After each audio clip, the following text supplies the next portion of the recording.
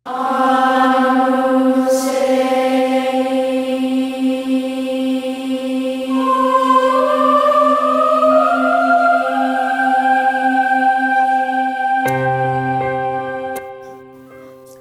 നല്ലൊരു പ്രഭാതത്തിൻ്റെ എല്ലാ സ്നേഹാശംസകളും സ്നേഹത്തോടെ നേരാണ്.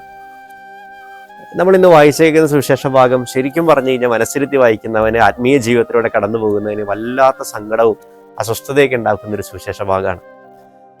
അവന് വേണ്ടി എല്ലാം ചെയ്തു, അവന് വേണ്ടി വചനം പ്രഘോഷിച്ച് അങ്ങനെ തെരുവുകളിൽ അവൻ സംസാരിച്ചിട്ടുണ്ട്. ഇതൊക്കെ ചെയ്തു കഴിഞ്ഞപ്പോൾ ഈശോ സ്വർഗത്തിൽ ചെല്ലുമ്പോൾ പറയാണ്, എനിക്ക് നിന്നെ അറിയാൻ പാടില്ല.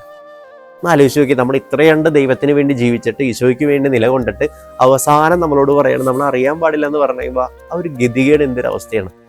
ശരിക്കും മനസ്സിരുത്തി വായിക്കുന്നവനല്ല ആത്മീയ ജീവിതത്തിൽ നടന്നു പോകുന്നവനെ വല്ലാതെ അസ്വസ്ഥമാക്കുന്ന ഒരു സുവിശേഷ ഭാഗമാണത്. ഇവിടെയാണ് ഈശോ ഒരു 2 ഉപമകളിലൂടെ സംസാരിക്കുകയാണ്. മണപ്പുറത്ത് മണലിൽ ഒരു ഭവനം പണിതവനും പാറമേൽ ഭവനം പണിതവനും. പണിത ഭവനങ്ങളെ കുറിച്ചുള്ള കൺസെപ്റ്റൊക്കെ ശരിയാണ്, പക്ഷെ ബേസാണ് പ്രശ്നം ഉണ്ടായത്. ഒരു പാറയും മറ്റൊന്നും മണ്ണും. വ്യത്യാസം ഇത്രയേ ഉള്ളൂ. പാറ എന്ന് പറയുന്നത് ഈ മണ്ണ് തന്നെ കുറെ കൂടി ദൃഢമായ ബന്ധത്തിലേക്ക് വരുന്നിടത്താണ് ഒരു പാറ ഉണ്ടാവുന്നത്. ആ ബന്ധങ്ങൾ വിച്ഛേദിക്കപ്പെടുന്നിടത്താണ് ശരിക്കും പറഞ്ഞു കഴിഞ്ഞാൽ ഈ മണൽ ഉണ്ടാവുന്നത്.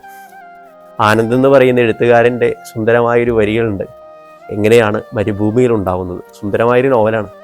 എപ്പോൾ ഈ മണ്ണുകൾ തമ്മിൽ ബന്ധമില്ലാതെയാകുന്നോ അവിടെയാണ്, മനുഷ്യർ തമ്മിൽ ബന്ധമില്ലാതെയാകുന്നുണ്ടോ അവിടെയാണ് ശരിക്കും പറഞ്ഞു കഴിഞ്ഞാൽ ഒരു മരുഭൂമി ഉണ്ടാകുന്നത്. അതൊരു സോക്കോൾഡ് പ്ലേസ് അല്ല, മറിച്ച് അത് മനുഷ്യഹൃദയത്തിൻ്റെ ഒരു അവസ്ഥയാണെന്നൊക്കെ ആ സംഭവത്തിലൂടെ അല്ലെങ്കിൽ ആ നോവലിലൂടെ കടന്നു പോകുമ്പോൾ ഇദ്ദേഹം പറയാതെ പറയുന്നുണ്ട്. നമ്മുടെ ജീവിതത്തിലും ഈശോ പറയുന്നതാണ്, എൻ്റെ ജീവിതം ഞാനും എൻ്റെ കർത്താവും ഞാനും മനുഷ്യരും തമ്മിലുള്ള ഈ ബന്ധത്തിൻ്റെ ഇഴയടുപ്പമാണ്, അല്ലെങ്കിൽ ആ സ്നേഹത്തിൽ നിന്നാണ് എൻ്റെ ആത്മീയ ജീവിതം എപ്പോഴും പടുത്തുയർത്തേണ്ടത്.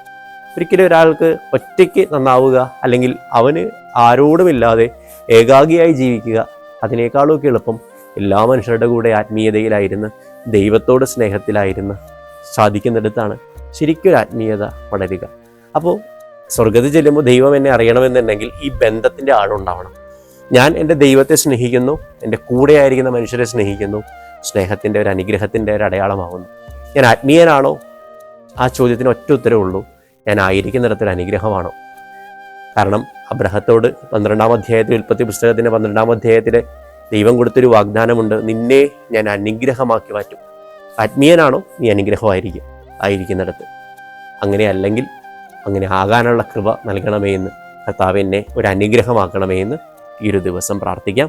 അങ്ങനെ ബന്ധങ്ങൾ സുന്ദരമാകുന്നിടത്ത് ആത്മീയത പടുത്തുയർത്താൻ ദൈവം നിങ്ങളെ ശക്തിപ്പെടുത്തട്ടെ. ദൈവം നിങ്ങളെല്ലാവരെയും സമൃദ്ധമായിട്ട് അനുഗ്രഹിക്കട്ടെ. ഈശോ മിശിഹായ്ക്ക് സ്തുതിയായിരിക്കും.